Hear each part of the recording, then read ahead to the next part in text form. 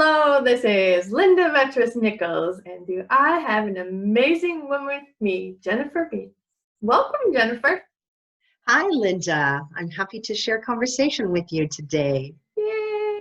Jen-U-ine conversations. Right? Love you. Genuine conversations. Such a cool logo. All right.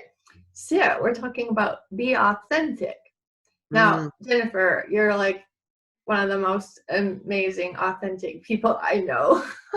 I learned That's so amazing. much from you. Yeah, thank you. Okay, so to be authentic, we get to lead from our heart, right? So you're looking at authenticity, then lead from your heart. So how have you found that you've done that in your life or shifted into doing that in your life? How do you explain that? Oh, I definitely shifted into being authentic. Okay. Through my journey, I found that I had to let go of the people pleasing in order to be liked and accepted and take a risk, come outside of my comfort zone and stand on that ledge and say what I need to say. And after doing that, I did that the first time. I did that the first time on LinkedIn, actually. I Wow. was wanting to share my message. I was feeling this pull to, I'm watching others share their message, and I want to be part of that. Right. And even though I didn't feel ready, and even though all my ducks weren't in a row, I just knew that what was on the other side was worth it. I just knew that if I went to the other side, I would not be disappointed. Or dead. And yet, but my reluctancy kept me held back for a very long time, Sure. right? Those limiting beliefs were stacking up inside of me. And as I started to shatter those limiting beliefs, that's when I started to step into my authenticity. I started to recognize that I had a voice and that I had value and that I could contribute as well. Love it. And yet I still needed to do more work. It took me a lot of practice to believe in myself. Okay. And as a matter of fact, it took a lot of belief from others in me. Yeah. Till I started to believe in myself and believe that my words and my voice were just as important as someone else's. Linda, I had a history of letting others be successful. Right. I had a history of letting others take credit. Okay. Of not validating myself, of shrinking, of playing small, for the fear of being rejected. Yeah, exactly. And so as I did all this work on my inner self, I started to recognize that the worth is in my flaws. My worth comes from the things that I tried and I wasn't successful at. Except I had messages from earlier days that led me to believe that failure was not a positive thing. Yeah, right. Right? And so I had to embrace new beliefs. And as I started to create those new beliefs about myself, my authenticity started to grow as well. And I started to shed the feeling that others were judging me. Okay. And I started to shed that feeling that others are not going to hear my message. Actually, I think that if I am more of myself and if I make more mistakes and I show my struggles, that is how people are going to be able to connect to me. Yes. And see you as a human and see you as non-threatening, right? And that you're not going to cut them down if they share something that they don't feel is quite right with themselves or whatever. I love it. I've even said, like, I don't even trust someone who doesn't swear, because at the end of the day, if you stub your toe, something's gonna come out of your mouth. Most likely it's a swear word. And so people who, I don't mind if someone, you know, has a discipline that and they're choosing not to. That's not what I'm talking about. I'm just talking about false, you know, kind of sense of pride, like, swear. Okay, then there's just something about that. And I know that, like, um one of my coaches, you know, I didn't expect her to swear, but she did. And then it was like, she had me. I hired her. You know, it's like, there it is, you know, that authentic little swear word. She is capable of it. I find that when people are doing releases, emotional releases, unless they get into a little bit of swearing, they don't do as well in the emotional release. It's really interesting. Or even tap into their anger and express their anger, not move around and slam and hit things, but just like rah, rah, rah, you know, and get it out, because it isn't who we are, right? It's coming from that and human women side. in particular. Yeah.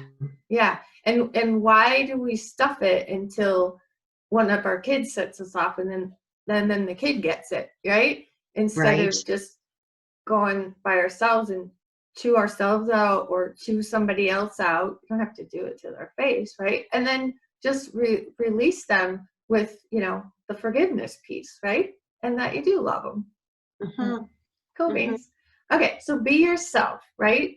So like, what's one thing that, you know, like, you might not be yourself around certain people, but it really is who you are, and when you're with your friends, you're totally that way. Is there kind of a real extreme for you, or what would you like to say about be yourself? Oh, just I felt a difference. Specifically, I've exited corporate now.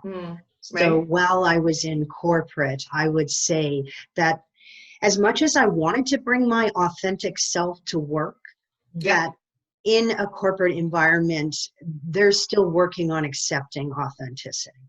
Yeah.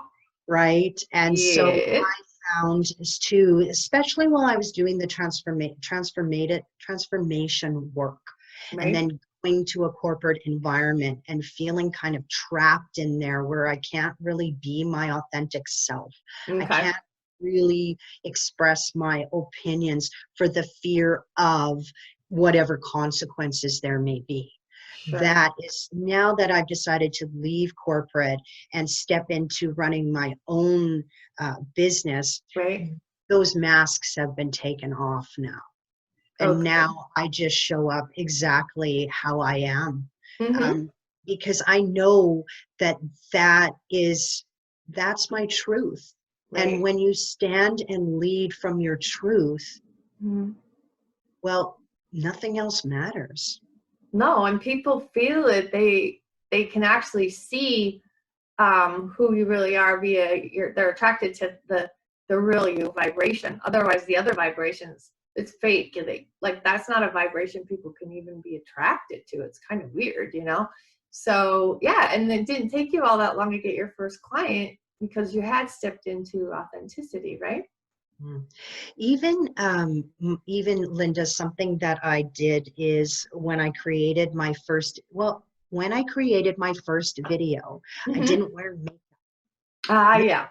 Right? And actually, right after that, I decided, yeah, I'm not wearing makeup anymore. That was just something I decided for myself.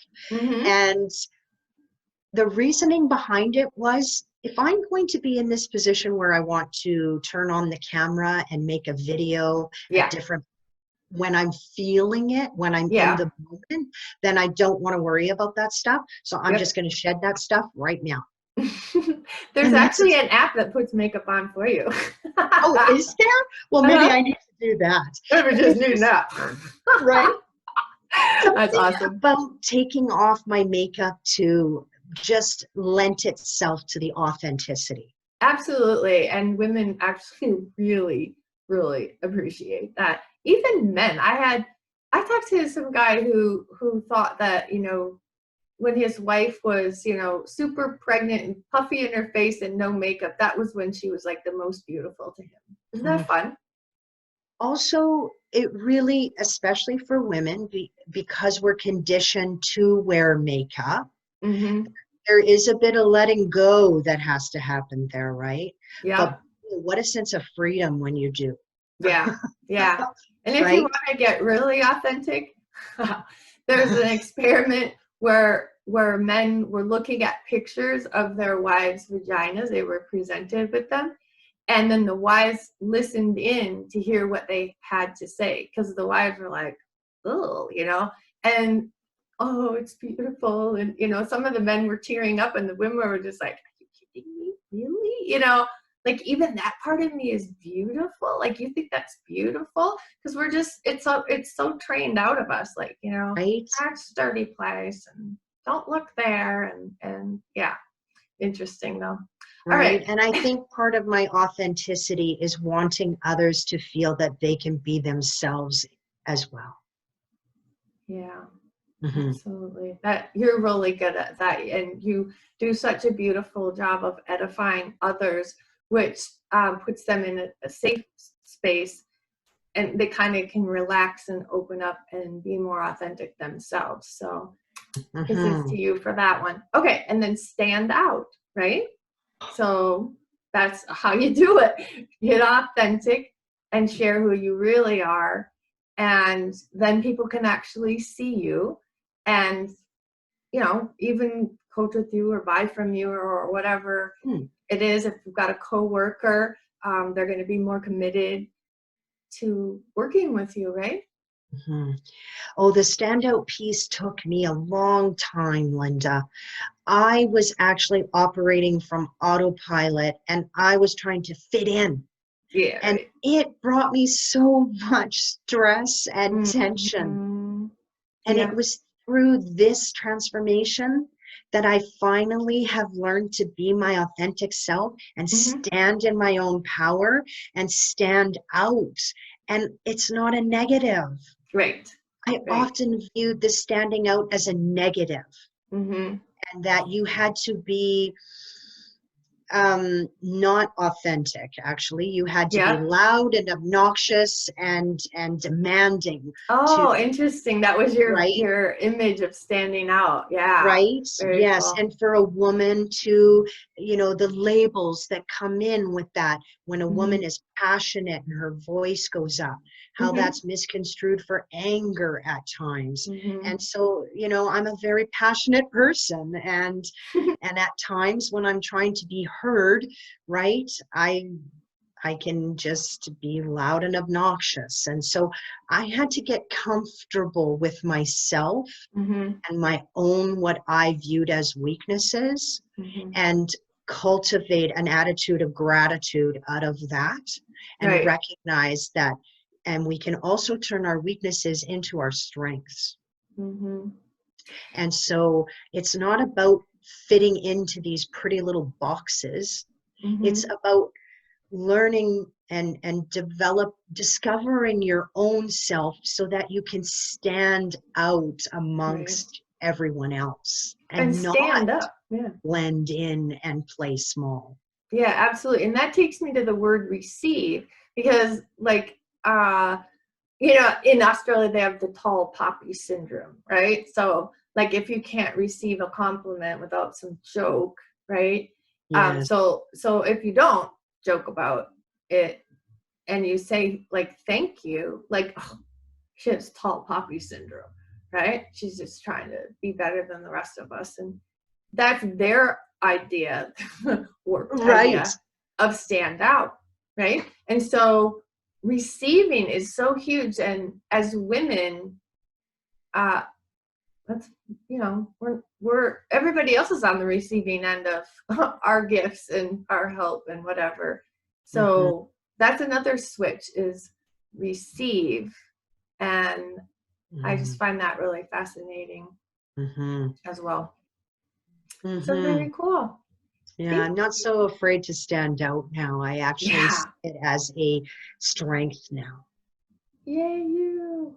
I know Right? for me, I was really uncomfortable being on camera. And so to me, that was kind of maybe part of the stand out So yeah, I love it. Thank you so much for sharing, Jennifer. Oh, you're welcome, Linda. It's been my pleasure. Bye-bye. Bye.